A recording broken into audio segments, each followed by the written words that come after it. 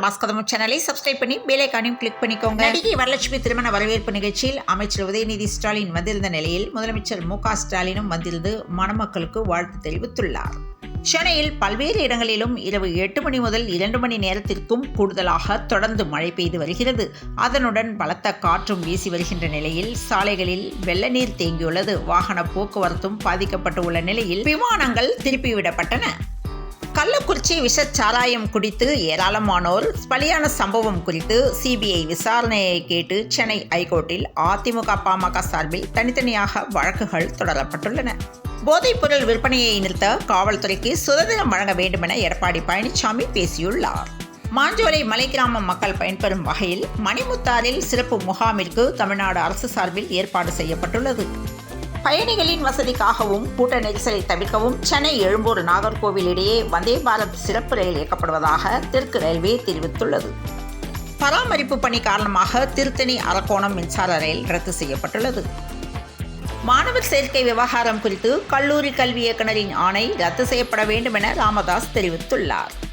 மனிதநேய மக்கள் கட்சி மதுவை கொட்டி கண்டன ஆர்ப்பாட்டம் நடத்தினர். மயிலாடுதுறை சீர்காழி காவல் நிலைய ஆய்வாளர் மற்றும் உதவி ஆய்வாளர்கள் உள்ளிட்ட 7 போலீசார் கூண்டோடு மாற்றம் செய்துள்ளனர். சற்று முன்பு கோவை மேயர் கல்பனா ஆனந்தகுமார் ராஜினாமா செய்த நிலையில் தற்போது நெல்லை நகர் சரவணன் என்பவர் தனது பதவியை ராஜினாமா செய்திருப்பதாக கூறப்படுவது பரபரப்பை ஏற்படுத்தியுள்ளது. எப்போதெல்லாம் திமுக ஆட்சியில் பொதுமக்களிடையே பலத்த எதிர்ப்பு வருகிறதோ அப்போதெல்லாம் அறிவாலய வாசலிலே இருக்கும் திரு R.S. பாரதியை ஏவி விடுவார்கள் போல என அண்ணாமலை தெரிவித்துள்ளார். பழைய குற்றால அருவியில் குளிக்க அனுமதி நேரம் நீட்டிக்கப்பட்டுள்ளது. ஹத்ராஸ் சம்பவம் தொடர்பாக நீதி விசாரணை நடத்த யோகி ஆதித்யநாத் உத்தரவிட்டுள்ளார். நீட் எனும் சமூக அநீதிக்கு எதிரான போரில் இன்று ஒலிக்கும் முழக்கங்கள் நாளைய வெற்றிக்கான அறிவிப்புகள் என மு.க. ஸ்டாலின் பேசியுள்ளார்.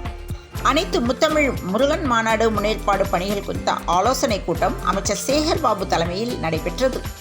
வாக்காளர்களுக்கு கையூட்டு கொடுத்ததற்காக திமுக வேட்பாளரை தகுதி நீக்கம் செய்ய வேண்டும் என்றும் பாமக தலைவர் அன்புமணி ராமதாஸ் வலியுறுத்தியுள்ளார்.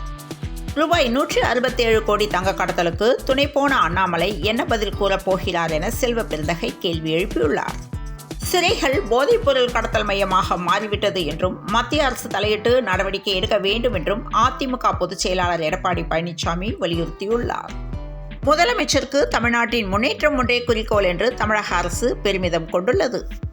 கள்ளக்குறிச்சி விஷச்சாராய விவகாரம் தொடர்பாக தமிழ்நாடு அரசு அறிக்கை தாக்கல் செய்துள்ளது. தூத்துக்குடியில் வீடு புகுந்து திருடிய திருடன் அதை 1 மாதத்தில் திரும்ப கொடுத்து விடுவதாக மன்னிப்பு கடிதமும் எழுதி வைத்துவிட்டு சென்றது பரபரப்பை ஏற்படுத்தியுள்ளது.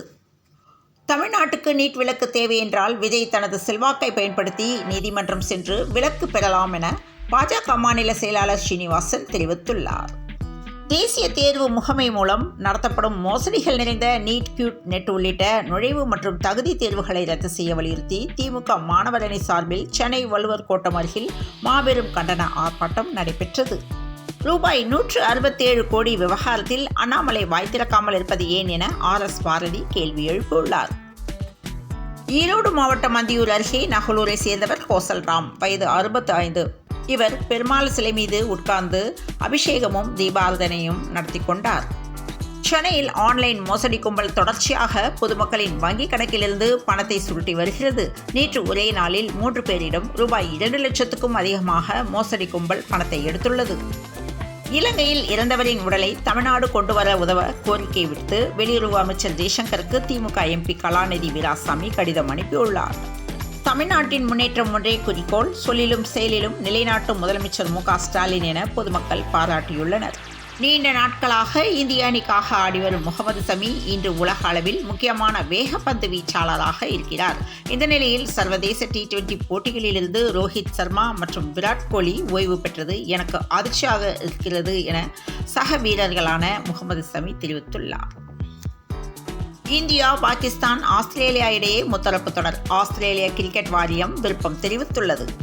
மும்பை பங்கு சந்தையின் சென்செக்ஸ் 80,013 புள்ளிகளுடன் வர்த்தகம் தொடங்கியது. 24,291 புள்ளிகளுடன் நிஃப்டி தொடங்கியது. சென்னையில் இன்று ஆபரண தங்கத்தின் விலை சவரன் 53,560 ரூபாய்க்கும் 1 கிராம் 6,695 ரூபாய்க்கும் விற்பனையாக உள்ளது.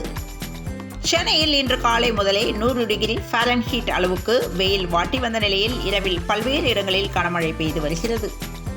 தமிழகத்தில் நேற்று தொடங்கி அடுத்த 7 நாட்களுக்கு மிதமான மழைக்கு வாய்ப்பு இருப்பதாக சென்னை வானிலை ஆய்வு மையம் தெரிவித்திருக்கிறது. அதேபோல கடல் சீற்றமாக இருப்பதாகவும் மீனவர்களுக்கு எச்சரிக்கை விடுக்கப்பட்டிருக்கிறது. தொடர்ந்து இணைந்திருங்கள் பிரபாஸ் கதவம் செய்திகளுடன். மீண்டும் மற்றொரு செய்தியில் சந்திப்போம். வணக்கம்.